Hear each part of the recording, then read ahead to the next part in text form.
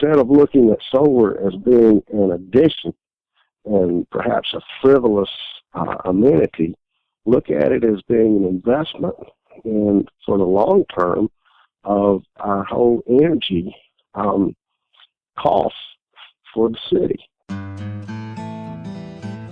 How can a city government interested in solar get past a power-hungry utility and a state law that forbids them from buying solar energy from a non-utility company? At least in North Carolina, Raleigh seems to have figured it out. Join us this week as John Farrell talks with Robert Hinson, Renewable Energy Coordinator for the City of Raleigh, about his city's sun-powered future. This is Local Energy Rules, a podcast sharing powerful stories about local renewable energy. I feel like Raleigh, just in terms of a place and the research that we're doing, is just such a great story because you're talking about a place where, the solar resource there is relatively modest. You've got fairly cheap grid electricity, and you have none of those kind of third-party ownership options that are available to so many other cities, like the power purchase agreements and whatnot.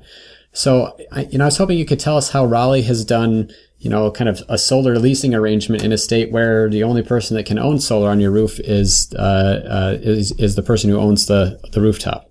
Well, let me kind of clarify that for you.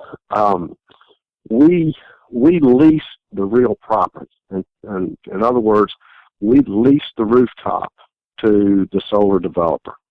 We lease the land area to the solar developer, and in turn, the solar developer owns. He actually installs and owns all of the equipment, and that third-party investor group, solar developer, then sells the power directly to what is now Duke Energy.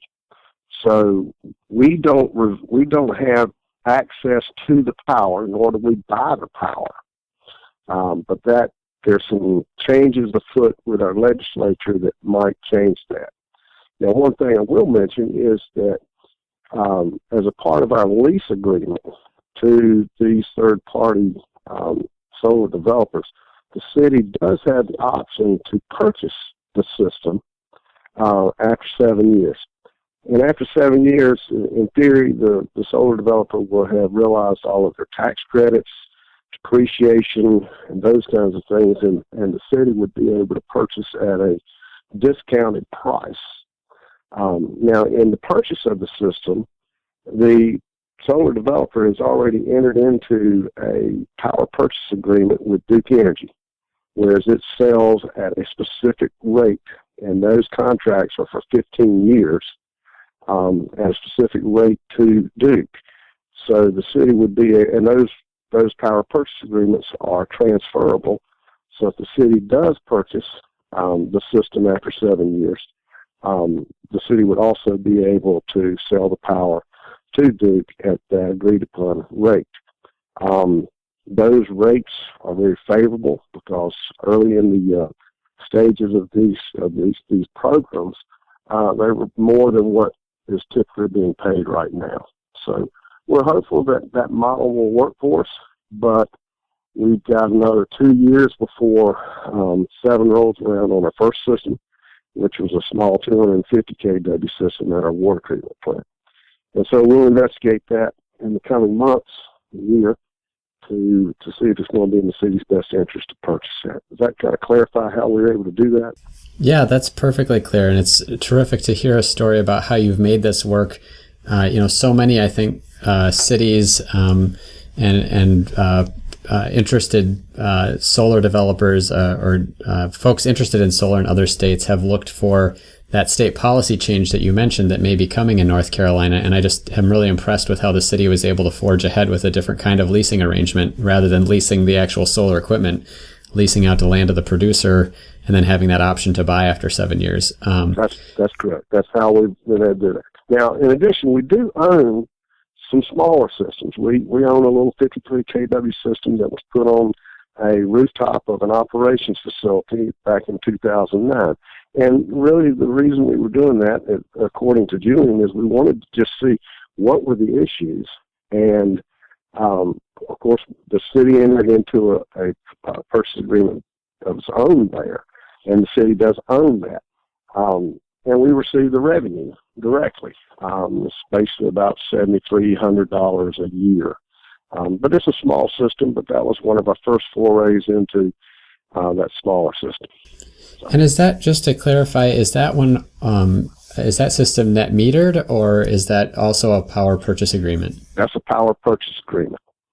You know, we have another facility, which is 75 kW, that is net metered. And that's on a solid waste services facility. And that is net metered, and we, of course, are able to produce somewhere in the neighborhood of about 12% of our power comes from the solar investment there.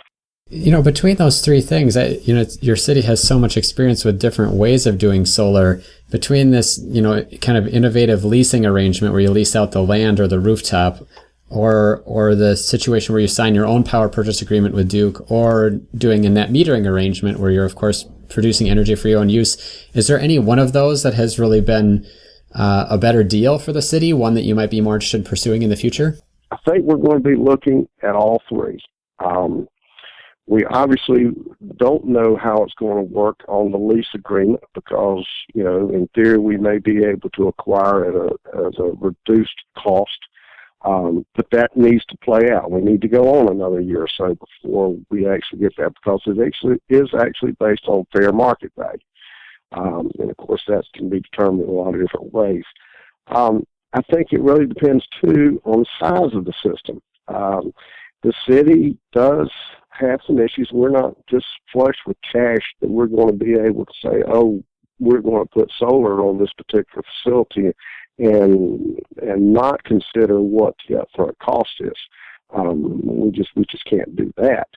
So I would say that the likelihood of owning any system right from the very beginning would be a small system.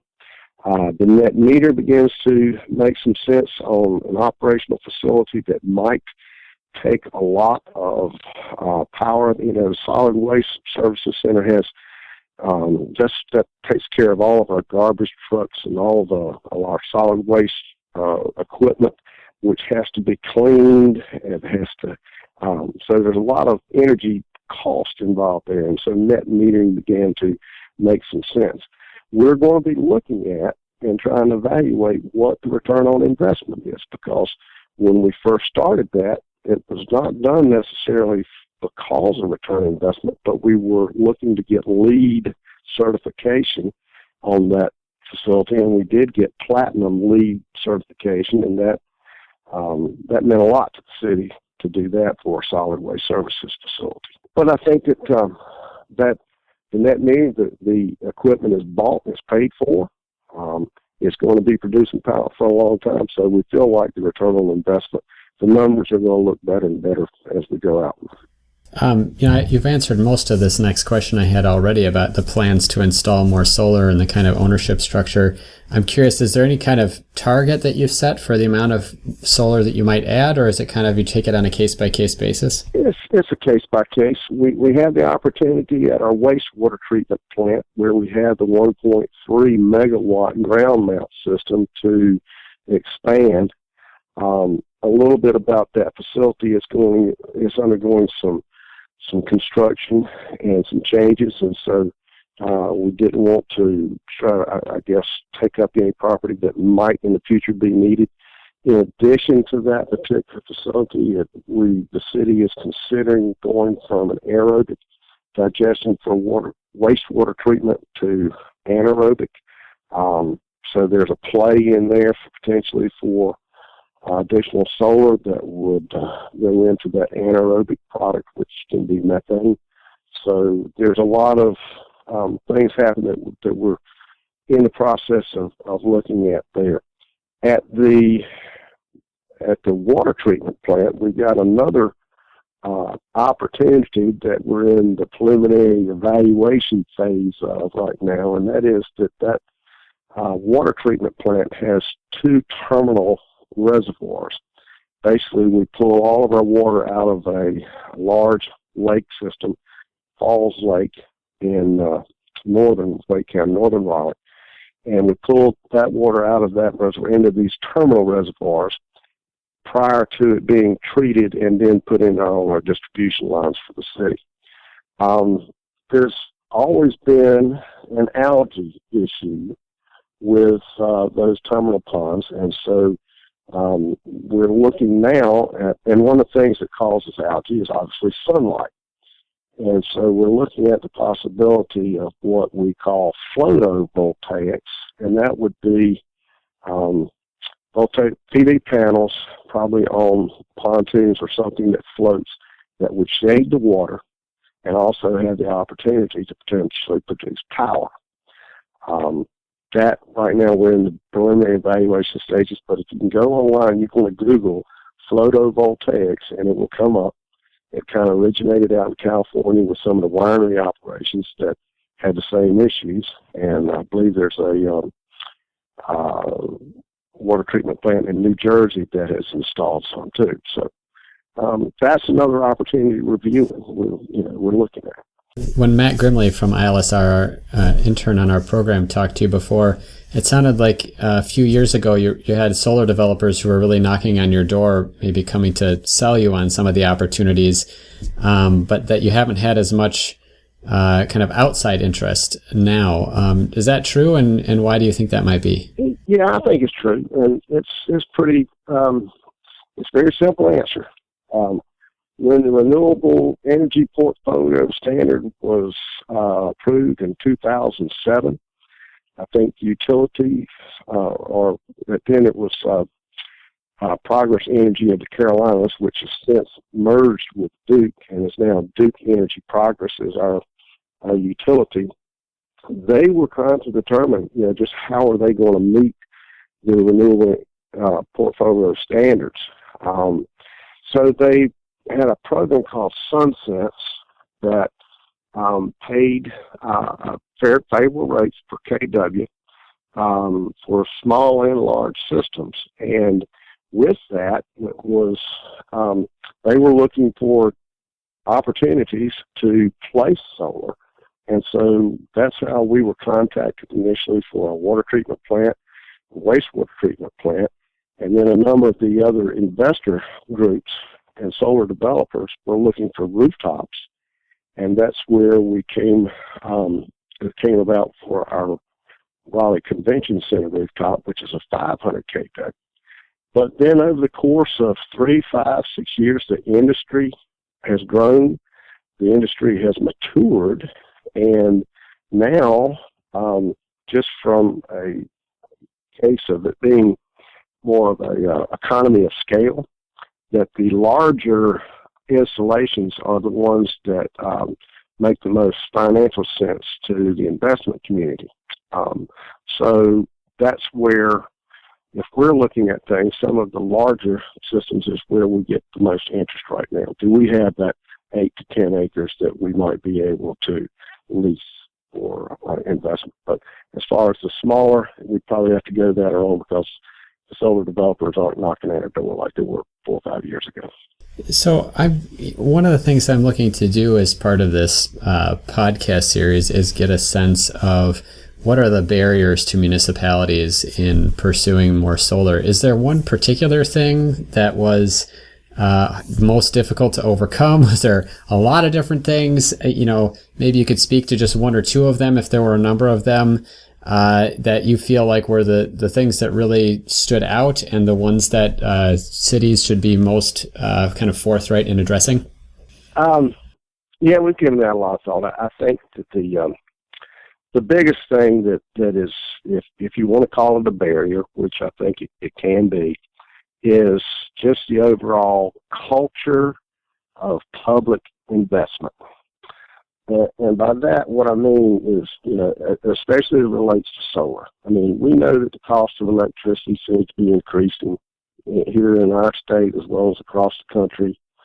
We see that the cost of installed solar is decreasing.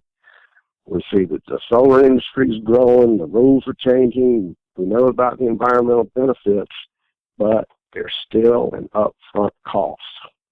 And how we begin to take a look at these projects that we've already done and look at the return on investment and look down the road that each one of these projects are going to have a payback. And say if we build a building, certainly we're going to design that building that it's going to last 50 years or more. But so instead of looking at solar as being an addition and perhaps a frivolous amenity, look at it as being an investment in for the long term of our whole energy costs for the city.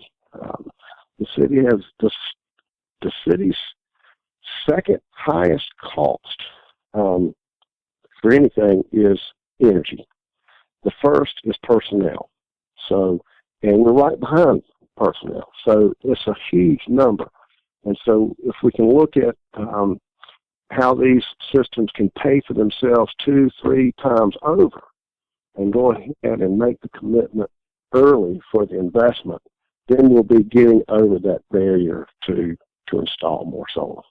Do you think, this I guess leads into my next question, which is, you mentioned before that this notion of third-party ownership, where you could have the solar company actually lease the solar array to the city, or even sell the power directly from that solar array to the city, as is done in a number of other states. Is that the policy change? If you could change one policy, whether it's local or state or federal, that would make doing solar on city buildings easier, or is there something else?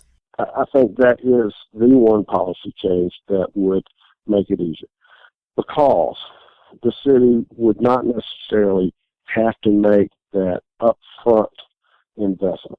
We would be able to just purchase the power. So we would be able to take our rooftop and say, here's our rooftop, here's our new building, you install the solar, we'll buy it, and we'll sign a contract that obviously should be cheaper than what we would pay for it otherwise. So that would cut out that barrier of that initial one-time investment, and we would be able to realize solar or renewable energy more so. Now, that's not to take away from, I think, the tax credits that are offered by the federal and state governments right now. I think those are very critical to the continued growth and maturation of solar in the country as well as in North Carolina. There's some bills over there with the state right now to look at extending those. Some are looking at just having it extended for residential, small commercial. So anyway, that's going to be played out over the next 8 to 10 months before the end of this calendar year. Raleigh, in my mind, stands out as a city that has overcome, a lot of adverse conditions, if you will, in terms of making solar work, and has done, frankly, a rather remarkable amount given that. Is there any piece of advice that you would offer to elected officials or staff in other cities that are interested in doing more solar on municipal property? No, I think that pretty much covers it. I know that down the road there's going to be more talk about including in our economic analyses what goes on in terms of other long-term benefits of solar as it relates to, clean energy, as it relates to air quality, as it might relate to future carbon offsets. Those are things that I think we've got to be aware of that's going on, and we need to look to be able to prepare ourselves to, or at least be knowledgeable of those things that are out there and that are being talked about. That was John Farrell, ILSR's Director of Democratic Energy, talking to Robert Hinson, the Renewable Energy Coordinator for the City of Raleigh, North Carolina. When this podcast was recorded in April, the North Carolina legislature was debating a bill to allow power purchase agreements to residents in the state. Such a law would allow Raleigh and other cities to begin putting solar on their roofs without any upfront costs, with the benefit of long-term cost savings. You can find out more about power purchase agreements in cities like Raleigh in our new report, Public Rooftop Revolution. That report can be found at ilsr.org, where you'll also find more episodes of our Local Energy Rules podcast. Until next time, keep your energy local, and thanks for listening.